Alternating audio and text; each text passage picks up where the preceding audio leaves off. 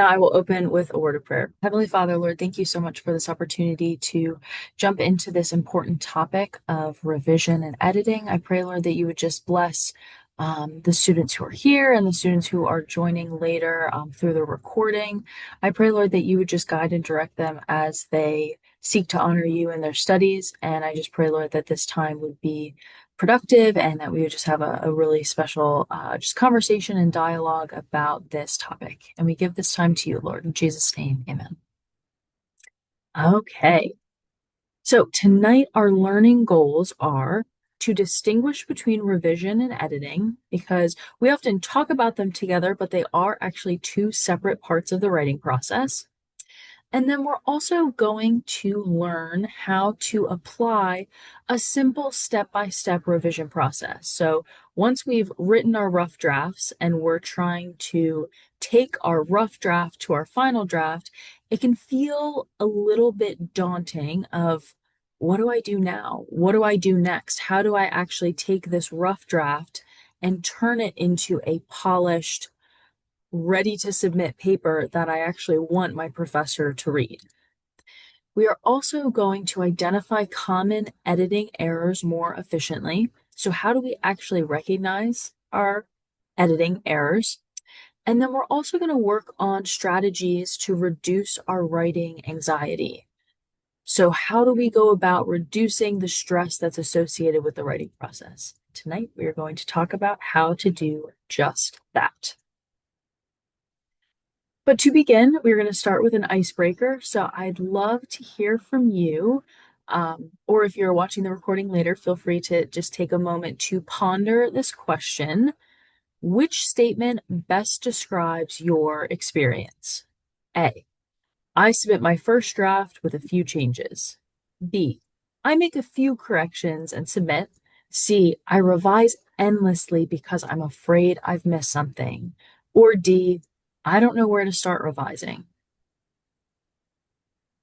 Well, I'm gonna say I am a C because I feel like I just turned in my rough draft for LAN 100 and I almost feel like it's my final because I went with Professor Mariah as well, and I had her review it twice and I reviewed it like three times and rewrote it, and so now I feel like it's almost final, but I'm just waiting to see if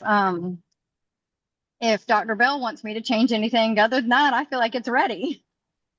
Yeah, well, it sounds like you're a few steps ahead. I mean, that's great that you've taken the time to, even before submitting the rough draft, edit and or revise and edit. So then now, when you're preparing your final draft, you're already several steps ahead because you've already done so many of the major revisions and things. You know, you might only just have a few things to finalize before turning in that final draft. So that's great. That's great that you've Right. gotten to that point earlier on in the term as opposed to later.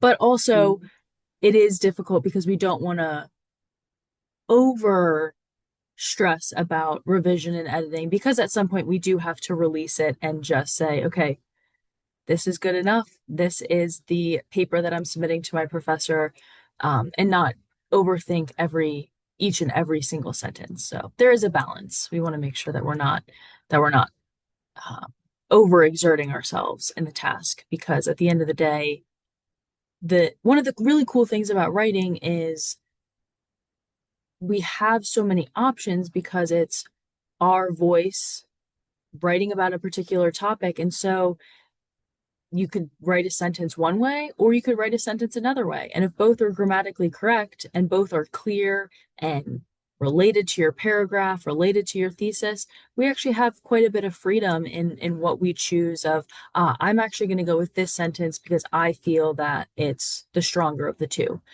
So we do have freedom in that. Okay. So we're going to start also by talking about why revision feels so hard. Why is it that, okay, I've gotten my draft on the paper. Why does it feel so difficult then to go back and actually make those revisions to then submit a final draft? Many adult learners say, I don't know what I'm supposed to change. I don't even know how to begin to recognize the errors and issues in my paper. Others might say, I've read my paper so many times that I don't even see the mistakes. I just have the paper memorized at this point. Some students feel that revision takes so long, it can feel like an eternity, it can feel like it takes forever. Or students might have procrastinated and now they don't have time to revise or edit. And so that is also another common pitfall that we want to avoid because procrastination and revision do not mix well. Because so often, if we procrastinate, we then just have to turn in a rough draft for our final draft. And that is not a great reflection on your own writing abilities because you know that you could have done more. And also, you want to show that you've taken the time to apply what your professor has taught you and show them respect in submitting a well revised, well edited paper.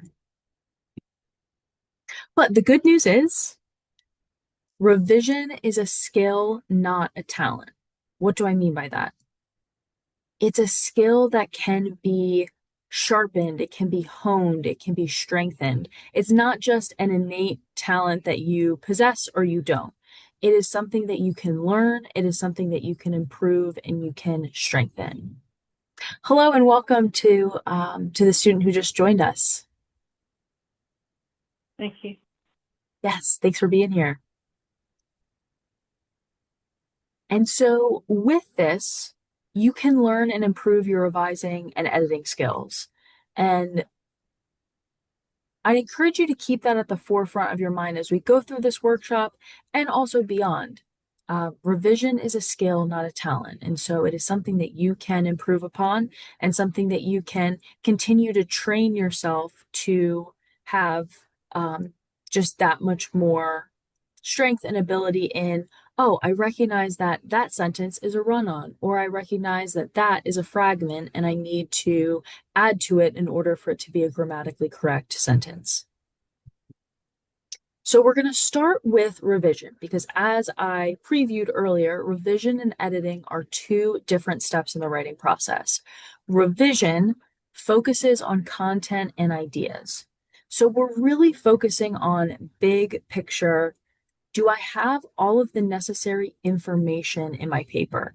Because the reality is, we can have a grammatically flawless paper, but if we haven't actually answered the prompt from our professor, or we haven't actually proven the thesis statement that we included in the introduction, well, that paper is still not going to be super successful because it hasn't fully accomplished the task at hand. So we want to pair together having solid content and solid grammar.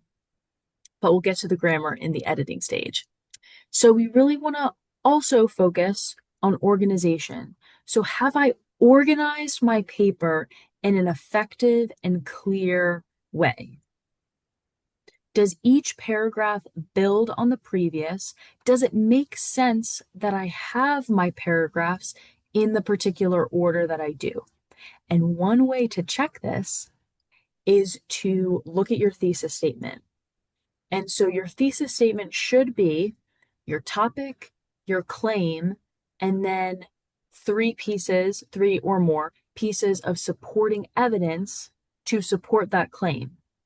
And so the order of your paper should follow the progression of your thesis statement. So the first supporting point in your thesis statement should be the first point that you address in the body of the paper. And so for shorter papers like your expository essay in LAN 100, more likely than not, that's probably going to be about a 5 paragraph essay where you have your introduction, 3 body paragraphs, and then a conclusion. And each one of those body paragraphs will elaborate and expound on a supporting point from your thesis statement.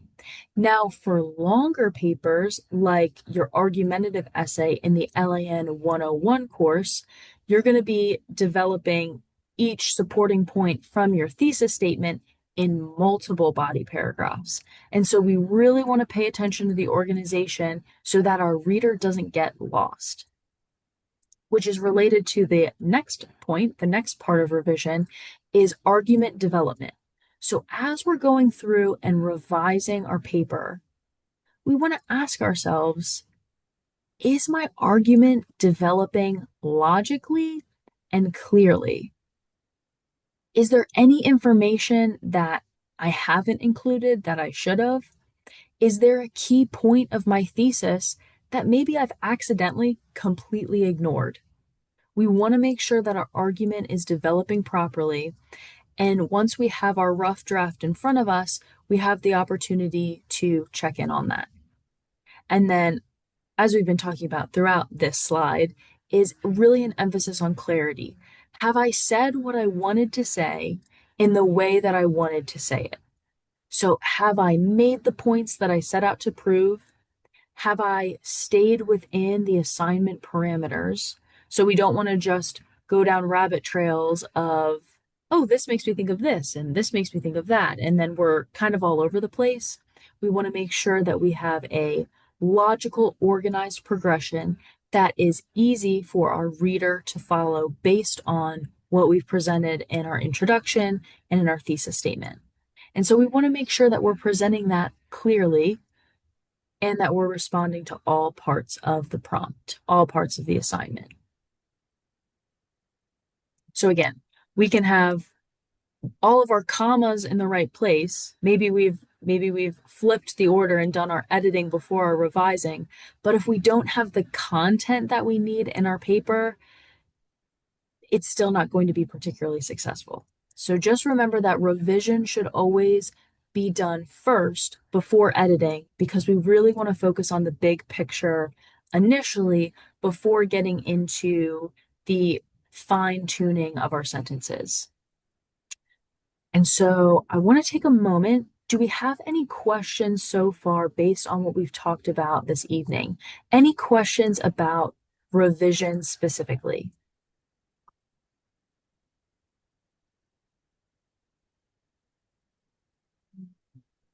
Okay. And as always, if you have any questions, feel free to just jump in, raise your hand, and we can talk through those because I want to make sure that your questions get answered. And if you have a question, more likely than not, another student has a similar question. So now that we've talked about the revision step, now we're going to talk about editing. What is editing and how does it differ from revision? Well, editing focuses on sentence level changes. So now that we've hopefully done the revision stage, our paragraphs are in order, our thesis is clear, our topic sentences are strong, we've included the evidence from our required outside sources, and we have a sound argument. Now we want to go through and check on our editing. So, are we employing proper grammar? Are our sentences complete with a subject and a predicate? Do they express complete thoughts?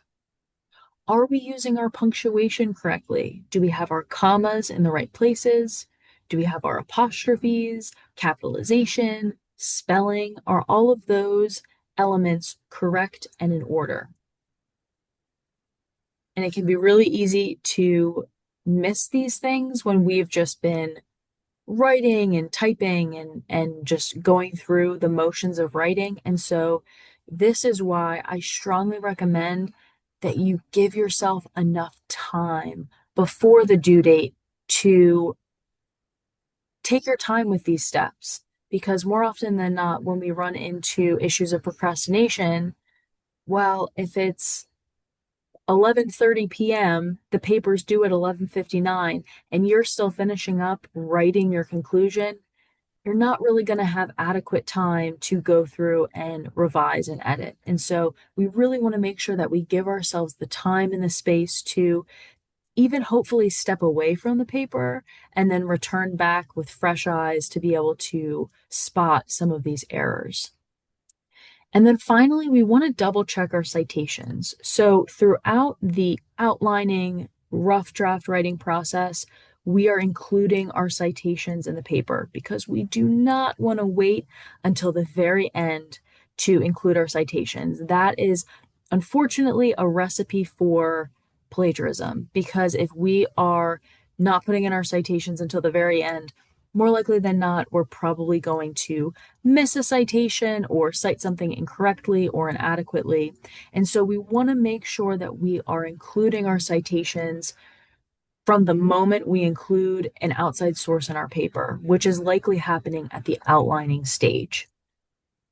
So every time, anytime we include an outside source in our paper or in our outline, we are just by default muscle memory including in an outside citation or a citation for the outside source.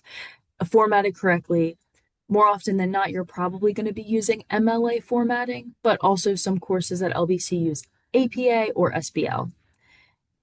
So we so then back to the editing phase. So we already have our citations in the paper. So at the editing stage, we're going through and making sure that all of those citations are correct. So the citations are already in the paper, but we're double checking, did I include page numbers with the author's last name in my parenthetical in-text citations? Does every in-text citation correspond to a an entry on my works cited page? This is really important. Anything that has an in-text citation must have a works cited entry and vice versa. We can't just have a citation entry on our works cited page that isn't actually cited in the paper because it's called a works cited page. And so the expectation, of course, is that if you're saying this work is cited in my paper, it should actually be cited in your paper. And if that's not the case, then that is an issue of academic integrity that can fall into the plagiarism category. And so we just really want to be careful that we are citing all of our sources with in-text citations and works cited entries. And so we want to take time to make sure, are my book titles italicized? Are the titles of my containers italicized? Do I have commas where there should be commas and periods where there should be periods?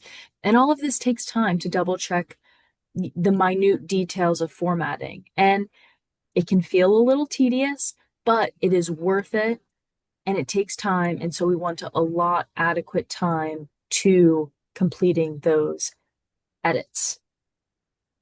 So that is an overview of editing. And so now we're going to talk about, well, something we've actually kind of briefly already touched on is that a big mistake that writers sometimes make is editing too soon. Many writers might fix commas, correct spelling, or change word choices before asking themselves, does my thesis make sense? Is it well supported throughout each paragraph? Does my organization follow the order of my thesis? We talked about that earlier. And did I respond to all parts of the assignment? We really want to make sure that our content is solid and thorough before we get into the details of editing. And of course, there's nothing wrong with a few edits here and there as you're drafting, but we don't.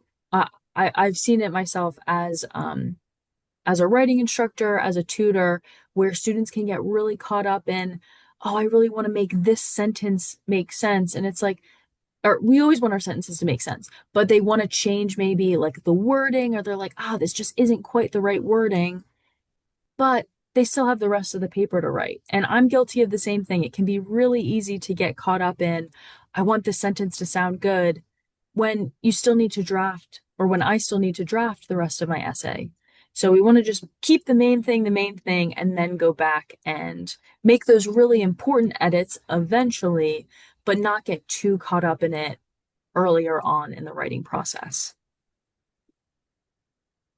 So, a 4-step process that you can follow to kind of systematically go through the revision and editing process is, first and foremost, and this may surprise you, is to take a break. Start with taking a break, taking a deep breath, stepping outside, making yourself a cup of tea, whatever you can to just take a moment to yourself to just breathe and also celebrate I finished my rough draft, and that is a huge accomplishment.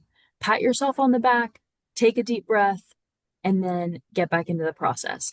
Ideally, it's really great if you can step away from the paper for even like a day, like a 24-hour period. I know it's a bit of a luxury. Not everyone necessarily has that, depending on their work schedule, time constraints, what have you. But if you can budget in the time sooner to complete the rough draft earlier to then give yourself that extra bandwidth, that extra time and capacity and space, it can really, really help.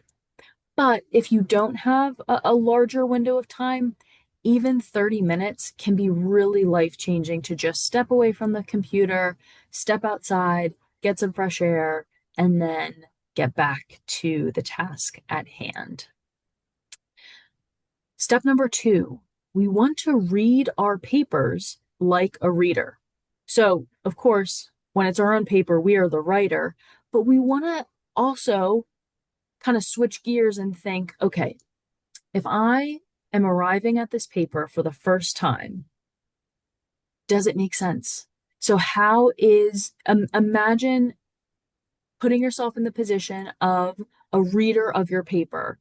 Does it make sense? Is it organized? Does it flow adequately and properly from your thesis? Do you have a thesis? Do you have a main statement that encompasses and presents what it is you're doing in your paper? I like to think of it like a roadmap. You wouldn't go on a road trip without a navigation tool. Now we have, of course, GPS systems on our phone, but back in the day, we needed roadmaps and atlases and um, a plan to follow of how do I get from point A to point B to point C to point D. And the thesis statement operates just like that. It gives you a lay of the land to know, okay, we're starting here, we're going there next, we're going to end there.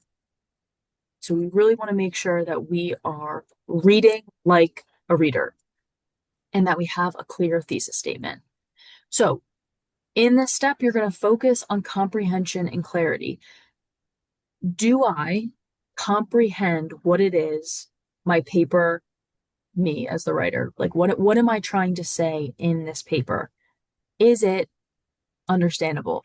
Because if you don't understand what you're saying, then your reader is certainly not going to understand what you're saying. And we've all been there where we where we read, or excuse me, where we write a paragraph and then we read it afterwards and go,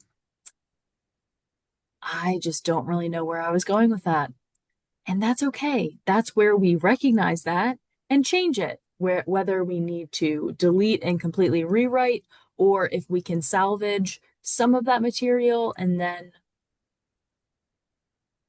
of course, improve upon it for the final draft. But really make sure that things make sense. And with that, we also want to make sure that things are clear. So we don't want it to be super wordy or we're just throwing in um, super big words that we found from our thesaurus just because we think it makes us sound better. Of course, a thesaurus is a great tool, and when used wisely, it can absolutely and does enhance our papers. But we don't want to just be throwing around big words because we think we need to. We really want to make sure that clarity is our primary goal. And so keeping clarity at the forefront will really help you choose the best words for your particular paper and what it is you're trying to say. Step number three, we want to revise big issues. Namely, number one, the thesis statement. If our thesis statement is not clearly presented in the introduction and then clearly unpacked throughout the rest of the paper, the roadmap, back to my earlier analogy, the roadmap, the road trip, the driver is not going to know where to go. The reader is not going to understand the coordinates, the directions. They're going to be going all over the place and it's not going to make sense, unfortunately. And so we really want to make sure that that is solid and ready to go. Followed by, or really related to, organization. So once we have our thesis in place, that will dictate and determine the organization that we will use for the rest of the paper. And then we also want to make sure that we are including adequate evidence. So, depending on the particular assignment at hand, you may have to incorporate 4 sources. You may need to incorporate 8 or 10 sources.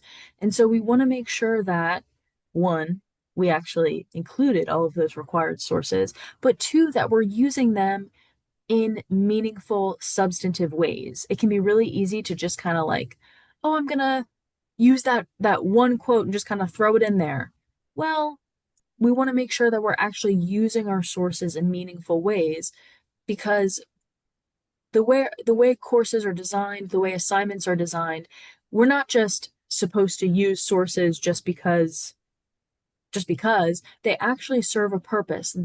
We can borrow the credibility of the author and we can say, okay, I might not be an expert on this, but this scholar and researcher in this field is an expert on this topic. And so I'm going to draw on his or her ideas, his or her research, and include it in my paper, cited properly and accurately, to then enhance the argument that I'm presenting, that I'm making.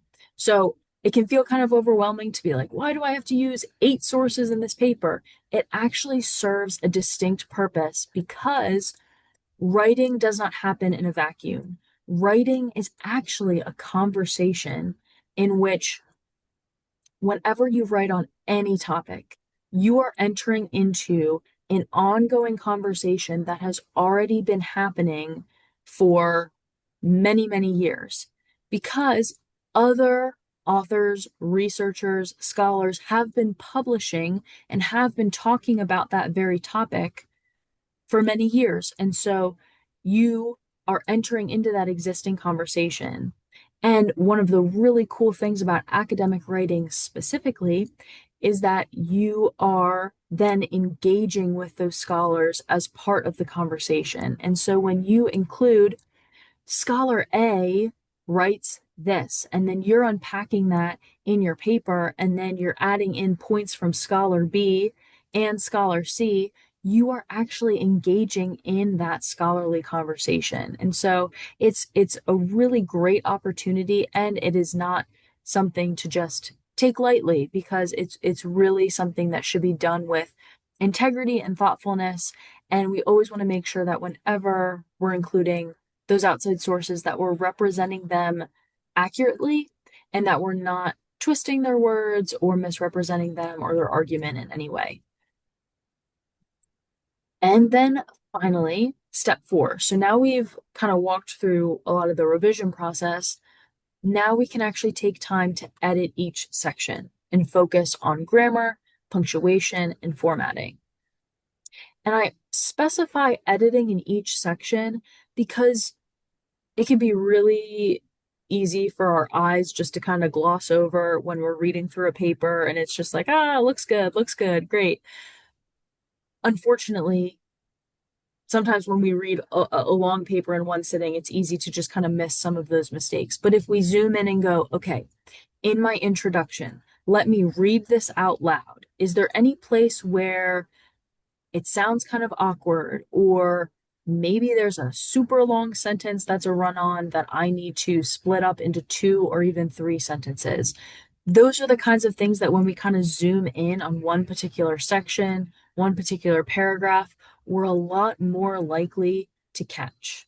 And so, and with that, when we zoom in, also reading out loud is an amazing strategy for catching those mistakes. It's something we use in our Ally Center appointments. So when I meet with a student one-on-one, if they have a draft, we are going to read through that out loud, whether that's the student reading it out loud and I follow along, or vice versa, depending on what they're comfortable with. Either reading it out loud yourself or hearing someone else read it out loud is so helpful to catching those editing mistakes and errors and things that need to be corrected. So that is an overview of the 4-step revision and editing process to kind of to give you a framework of how to actually break down how to go through this process. So Another strategy that you can use with really this is for the revising step is called the reverse outline technique. Now, this is where you have your rough draft and you go through and you write one sentence that describes and encapsulates each paragraph. And I even recommend students do this with sticky notes because then you can, one, sometimes it's just really helpful to get out pen and paper and write things down. That can just be really helpful when we're processing through things. But secondly, it also enables you to reorder your argument if need be. So maybe as you go through and write out, okay, introduction, this is my sentence. Body paragraph one, this is the key sentence. Body paragraph two, this encapsulates this sentence. You might go through and realize, huh, actually, my body paragraphs one and two should probably be switched because the current body paragraph two makes a lot more sense following the introduction than being later in the paper. So the sticky notes are great because once you have it all laid out, you can just pick them up and move it around. And it's just a really great visual and also just a way of engaging with your paper in a tactile way. So it's just a really helpful exercise to see the basic skeleton, the basic outline of your paper fully laid out, and then you can reorder as necessary.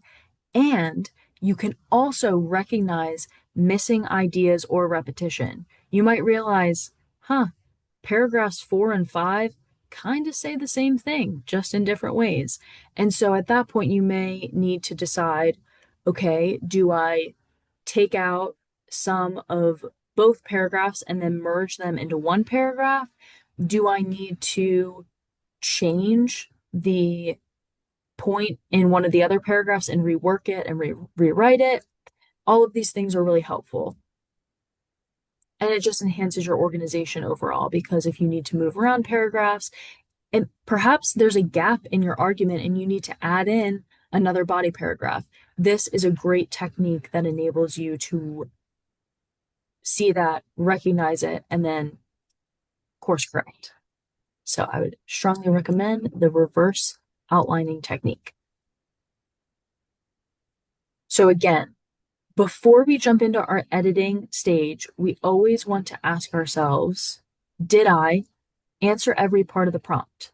So have I accomplished what the assignment set out for me to accomplish? Sounds like a really basic elementary question, but it can be really easy to read through a prompt and be like, yep, got it, jump into the document. And then by the time you've written the paper and you go back, it's like, oh, I was supposed to compare and contrast, and maybe I've only recognized differences and no similarities. Well, let me add those into the paper. We also want to ask, did I meet length requirements? So did I meet the word count or the page count? Keeping in mind that MLA formatting or any formatting does not count towards your word count or your page count requirements. So sometimes students will say, oh, can't my works cited page count as one of my required pages? And the answer is no. So your works cited page is included in your document, but it is at the end after you've already completed your required page length. So if it's an 8-page essay, you better have 8 full pages of content in your paper, followed by your works cited page. So just know that whatever the length or word count requirements, the actual content of the essay needs to meet that.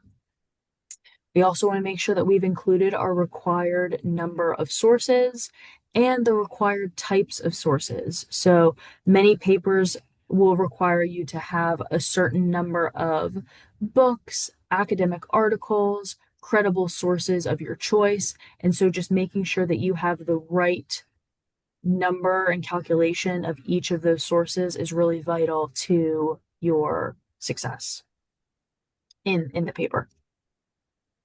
And finally, did I follow the assignment instructions? So have I addressed all parts of the assignment accurately, thoroughly, and to the best of my ability? So once we've answered those questions, then we can move on into the editing phase. So something else, another strategy to use when revising are is the power question. So power is an acronym for purpose, organization, why, evidence, and reader. And so we can ask ourselves, did I prove my thesis? Did I accomplish my purpose in writing this essay? Organization. Do my ideas flow logically and coherently?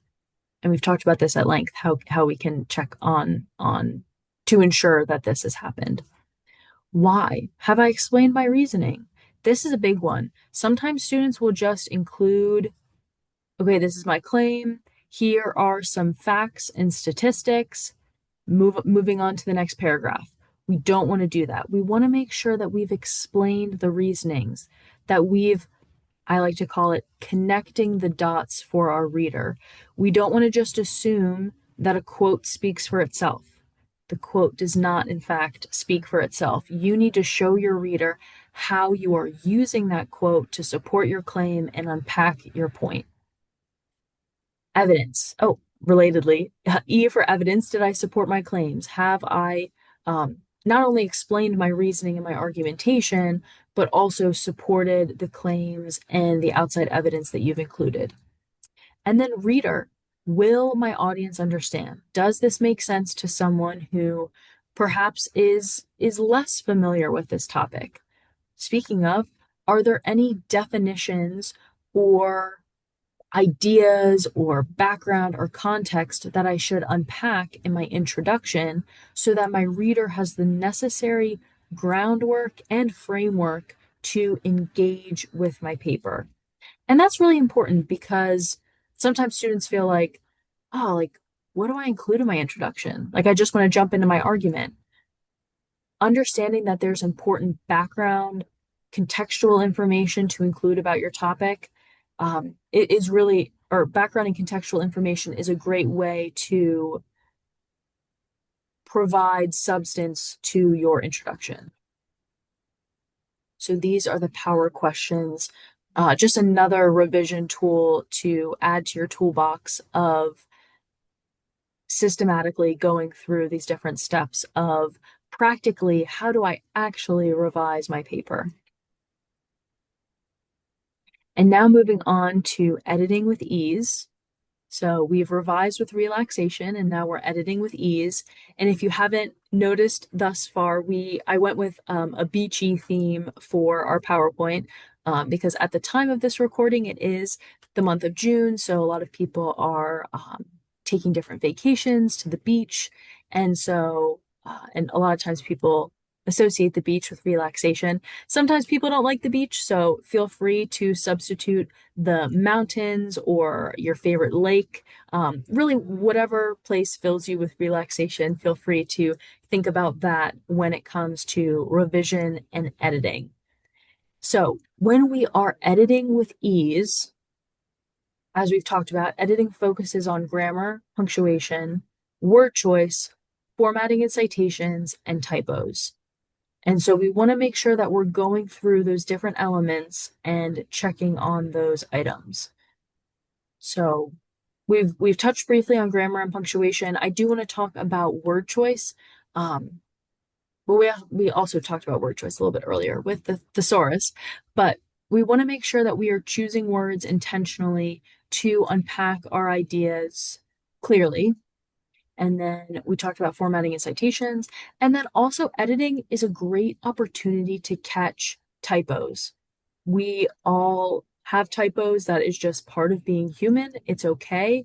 But we want to catch those and edit them out before we submit our final paper. And so there's times where our finger accidentally hits the wrong key, or we accidentally capitalized something that we didn't mean to capitalize, and or we used a comma where we should have used a period.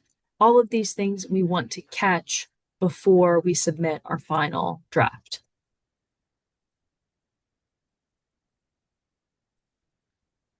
So we talked about the benefits of reading out loud, but just to have them on the slide, reading aloud, reading your draft out loud helps you notice any missing words that need to be added in, any awkward sentences that maybe sounded good when you just read through them in your head, but when you're reading them out loud, it's like, ah, that doesn't totally make sense. We can catch run-on sentences a little bit more easily of um, perhaps you have multiple independent clauses that haven't been joined together properly, and so you recognize, yeah, that's a run-on. I will say it is really helpful to understand the structure of sentences and understanding the way different clauses relate to each other because just because a sentence is a little bit lengthier or a little bit longer does not necessarily mean that it is automatically a run-on sentence. And so if you have questions about that, one, feel free to ask, but two, also be sure to check out our other Ally Center workshop resources. I recently conducted a workshop called Structuring Sentences for Success. And in that workshop, which is published on our Ally Center YouTube page, I break down the four main types of sentences and the different structures that are involved there, how to recognize them, how to even recognize common comma errors, like comma splices, where two independent clauses are joined together incorrectly with a comma. And so we talk through how to correct that in that workshop. And so if you're wanting some more support with specific grammar, syntax, sentence creation, I'd strongly recommend that you check out that workshop because it really goes in depth on those sentence structuring issues. And then reading aloud also helps you recognize repetition. So it can be really easy to kind of say the same thing, but in different words. And you realize, maybe I actually don't need that one sentence, or maybe I can move that elsewhere, or maybe I can change some things around and merge two ideas together. And then, as we've been talking about, I do recommend that you edit in phases if at all possible. So do yourself a favor, plan ahead, budget in the time and space to be able to review page one, take a break, review page two, or however, whatever breakdown makes the most sense to you. But just being able to take some time and take a break before jumping back into the editing process can just be really helpful and clarifying for just your bandwidth overall. We also want to make sure that we are using our technology wisely. And what I mean by that is using spell check, using grammar check. I apologize, I meant to change this. It's not reading out loud, it's technology resources help you use spell check, grammar check. There's even in certain versions of Word, read aloud features. And then we can also use the resources that are available to us, like citation generators through the LBC library, with verification, of course. So in the LBC library, or one of its databases, when you find a source that you want to use, you can actually use the cite feature to develop an MLA works cited entry for that particular source that you can copy and paste into your document. Now, I say this with a few caveats because technology makes mistakes. And so sometimes there will be inaccuracies, things that need to be edited in those citations. And so always, always, always double check, proofread those citations because you just want to have the final say, the final judgment in regards to, I want to check to make sure that that aligns with MLA formatting. That doesn't quite look right, or that element of the citation is missing. I want to make sure to add it in. So the citation generator through the library is a really nice starting place, but we want to make sure that we are double checking and even triple checking to ensure that our citations are accurate. But it does save a lot of time. So just having that structure for your citation from that tool can just be really helpful as a starting place for your citations. Technology can help you identify errors, but it cannot replace your judgment. So I'll take this time to also just offer a word of caution, even about tools like Grammarly. Um, I've seen time and time again students using Grammarly and Grammarly, unfortunately, kind of obstructing their flow of thought. So they're typing something and then Grammarly underlines something or makes a suggestion and kind of cuts off the student's writing flow. And so I really strongly recommend to wait to use like spell check and grammar check until the end of your writing process so that you can write through your ideas without having any type of technology like making suggestions or constantly making you feel like you have to double check or change something when it might have been perfectly fine in the first place. I've seen Grammarly make mistakes. Um, I'm just personally not a huge fan of Grammarly. I think it's not um, super helpful when it comes to the writing process. Feel free to use it at the end as a grammar checker. Again, it's not always great. I prefer the grammar check and spell check features in Word over Grammarly. Um, but all in all, you as the writer should be the one guiding and directing and doing the writing for your paper. And so I'll also take a moment to just note that you don't want to be using, um, I mean, of course, follow your professor's parameters, but we really want to stay away from generative AI when it comes to developing our ideas, because you as the writer should be doing the critical thinking, the organizing, the developing of your argument because it's your argument. Your professor wants to hear from you. Your professor wants to see your application and development of the skills that you have developed in that course. And so, of course, follow the instructions from your professor, follow the parameters in your course syllabus, but be sure that your writing is your own and that you are using technology wisely just as a tool, but that you are the one doing the writing.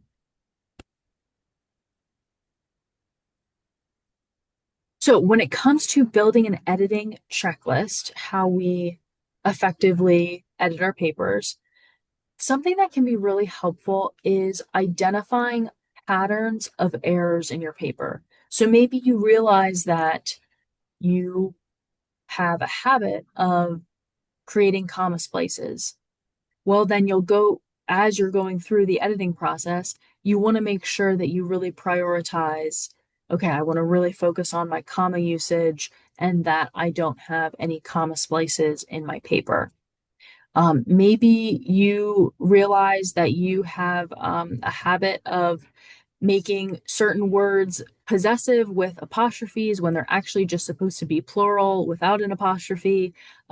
Just make notes as you go through the process of how you want to go about effectively editing. But checking for run-on sentences, comma splices, any missing citations, anytime you paraphrase, quote, or summarize someone else's ideas, an in-text citation is needed. So even if you're not directly word for word drawing on another source, we really want to make sure, not really want to, we need to make sure that we are citing and giving credit where credit is due. And that is also, that's just great for academic integrity and just a great practice to be in when it comes to writing. We also want to be mindful of any verb tense shifts. So typically when you're writing, you're staying in present tense, but of course, there are going to be exceptions to this. So we just don't want to be switching from past to present and all over the place when it comes to our verb tenses. Uh, I I mentioned my grammar workshop previously, but also I just encourage you to consult previous Ally Center workshops. Our Ally Center YouTube page is a treasure chest of resources. It has so much information on a wide variety of topics. This workshop that is currently being recorded will be published there next week. And so just take time to look through those workshops, consult Ally resources, and or schedule an Ally Center appointment for additional guidance. So if you're struggling with the editing phase, feel free to make an appointment. I will say we are not an editing service, but we are a tutoring service. And so we want to come alongside you and equip you with the tools and the ability to identify these things in your own writing and apply them in your writing. But we'll help you with your editing, but we just don't want to do the we don't we want to help you do editing and we'll come alongside you in the editing process as well and help you recognize those patterns and make those corrections. Um, and then also our Ally Center resources on our Ally Center library guide. We have several different handouts about run-on sentences and fragments and just different grammar topics. And so if you're wanting just a quick resource of what is this again? How do I fix this? Those are going to be super helpful for you in your writing process. Okay, so now we are going to take just a few minutes to apply what it is we've been talking about and find the errors in this sample paragraph. So we are going to look for any punctuation errors, capitalization, grammar or word choice, or just sentences that could be revised for clarity. So I will read it out loud and then feel free to jump in with anything that you recognize. Many adult students return to college after being away from school for several years. They often feel nervous about writing assignments. One common challenge is finding enough time to complete coursework. Students may also struggle with confidence in their writing abilities. However, practice and feedback can help them improve. Revising carefully is one way students can strengthen their papers. So, are there any errors that you recognize in this paragraph?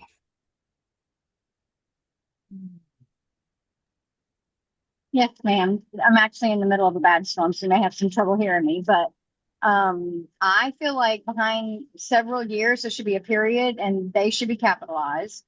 That was You one got it. thing. Yep, And then through their course, okay, through their coursework period and capitalized students. you got it.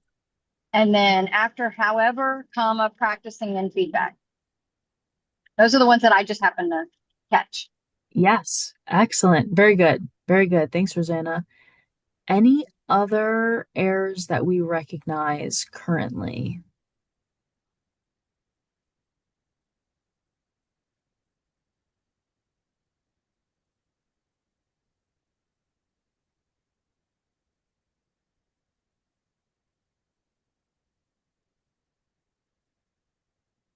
Okay, there's two other primary errors. One being, um, we'll want to add a semicolon after abilities. And then, as Rosanna said, we'll have a comma after however, because this will be a compound sentence. And then we also, in the final sentence, um, the wrong there is used. So we want to make sure that this is the possessive form of there. So in the next, so here we've underlined those issues. And so for the sake of time, I'll just have you guys reflect on this independently, but think through which error did you notice first? Which error was easiest to miss? And why is it helpful to edit one type of error at a time? Or not. Maybe people like to kind of jump in and get through all of the editing errors. Kind of just depends on personal preference. But sometimes people will look through at the commas and then the capitalizations and go through it that way. But while we're looking at this, I can just quickly make those revisions. So period, capitalize this. We'll add a semicolon, and comma, and then oh, a space. And then we will change this to the correct there. Professor Khan, I have a question. Yes. Can you give me a cheat sheet condensed version on semicolons and colons? Because those two always confuse my brain. Yes, absolutely. I can send out a resource on that. But the quick kind of condensed overview of it is semicolons, like what you see here, is a semicolon is a punctuation mark that can join two independent clauses together into a compound sentence. So the semicolon is strong enough to join those two clauses and make a compound sentence. Whereas a colon, just the dot over the dot, not the comma, that typically will come before a list or a quotation that is followed by, so like if the first clause presenting the quotation is a complete sentence, then um, then a lot of times writers will use a colon to then introduce the quote. So I can send you a resource on that, but that's kind of and then of course there are also some other uses for those as well, but I can send you that resource. Thank you. That Yes, actually did help. absolutely. The Oh, whole good. list thing, it helped. Thank you. Yes. Good, good, good. Yep. Yeah, or even if you were about to write out like a series of lists of like, I'm going to the grocery store to pick up, and then you could put a colon and say milk, comma, eggs, comma, and produce. So sometimes people will use a colon just to introduce a list as well. All right. Okay. And again, we are at the hour mark. So if anyone needs to jump off, I totally understand, but we'll just finish up these last few slides here in the next few minutes. Um, this is just a practice for the reverse outlining technique. So this is just like a sample series of sentences that it's like a hypothetical situation. If a student had an essay and then he took the reverse outlining method and then encapsulated each one of his paragraphs into a sentence. Now we're going to look at, okay, does the order make sense? Is there anything maybe that should be rearranged or altered in any way? We're just going to take a look at that. So, paragraph 1 introduces online learning and states that it offers flexibility for adult students. Paragraph 2 explains how online learning allows students to balance work, family, and school. Paragraph 3 discusses strategies for effective time management in online courses. Paragraph 4 returns to explaining the general definition of online learning. And paragraph 5 concludes that online learning can help adult students achieve educational goals. So, after reviewing this reverse outlining, so the student has a rough draft, now he's created this reverse outline. What would you advise him to do about moving forward with his revisions? Is there anything that should be changed or reordered here?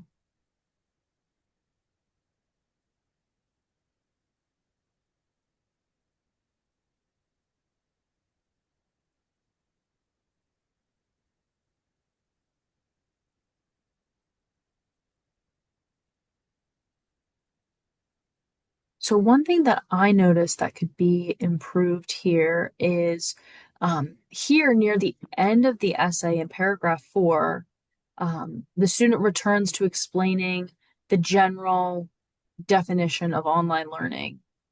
Well, we don't really want to necessarily be defining the main topic and subject of our paper right before the conclusion.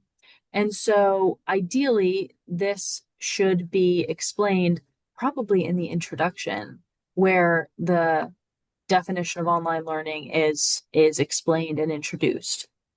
Um, Further, in paragraph 3, it discusses strategies for effective time management in online courses. Uh, we want to make sure that that is following directly from the thesis.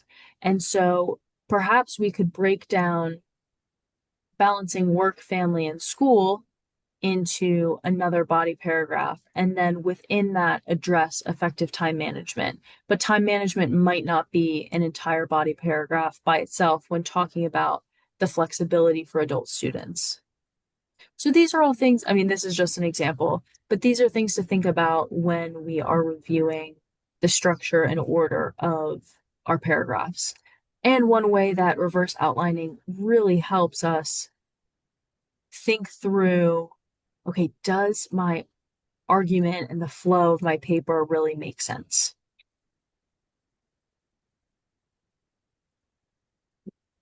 Okay, so as we near the end of this workshop, I want to encourage you to really adapt a growth mindset.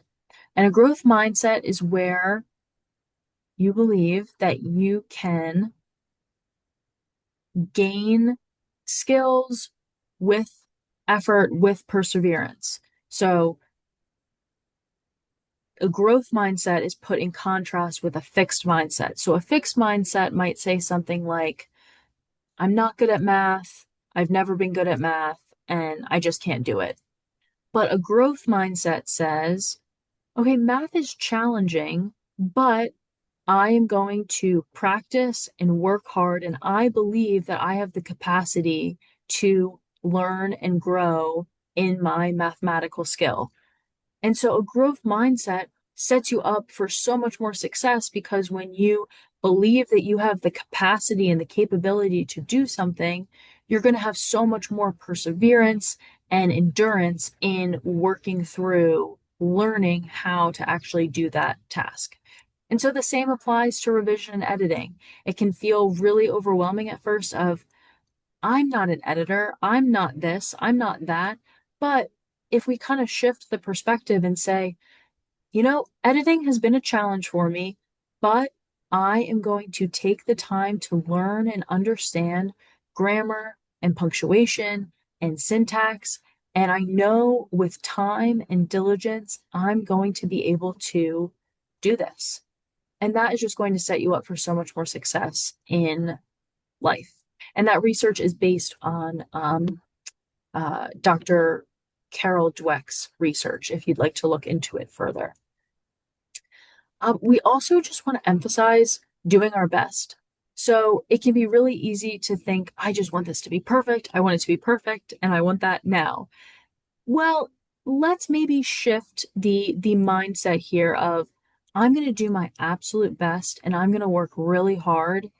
And of course, I'd like my paper to be uh, in grammatically and organizationally the best shape that it can be, but I'm going to do my best and I'm going to focus on that. That just takes so much of the pressure off of every single sentence needs to be absolutely perfect, when really I'm going to do my best. I'm going to put my best effort forth, and that is what I'm going to focus on. Something else I'd encourage you to do that as you go through the revision and editing process is to actually save each version of your draft. So save each iteration because this helps you to notice your improvement and celebrate your progress. And also, if you maybe revise something and then you're like, actually, maybe I want to go back to a former version of this paragraph, then you have that already saved. Also, it's a really great practice to get into because then it also helps show your thought process and the development of your paper so that if your professor were to have a question about your writing process, perhaps with any concerns about plagiarism or even AI misuse, or just the use of generative AI in your writing, you can go back and show your professor, this is where I started. This is how my essay has developed over the course of the class, over the course of my writing process. So that's just a really great practice to get into as you continue on in your college career. So, final takeaways. We have talked through quite a few topics this evening. We want to make sure that we revise our ideas before we edit our sentences as much as possible. We want to use a step-by-step process. So, employing those strategies, that process that we talked about in the workshop. We want to take time to read our papers aloud. That's just going to be so helpful in catching mistakes, catching any errors. We are going to try to edit in phases and to break up the process so that we just have more time and space to complete these tasks. And then we're also going to celebrate our progress. Just completing a rough draft is a huge accomplishment. And then completing revisions, completing your edits, submitting the final draft, all of these steps should be celebrated along the way. So take a moment to recognize the effort, recognize your accomplishments, and celebrate it because each and every step is movement in the right direction. And it's a step towards that final product that you get to turn in and show your professor of how you've applied the principles and the concepts that you've learned so far in the course. So thank you so much for joining. My name, again, is Professor Hannah Khan. Feel free to reach out to me at my email to schedule an Ally Center appointment, or you can schedule an appointment through our Ally Center website. Thank you so much for being here. Are there any final questions?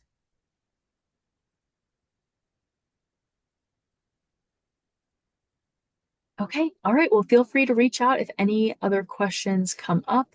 Thank you again for joining, and I hope you have a great rest of your evening. Thanks. Bye bye. Thank you so much. Thank you.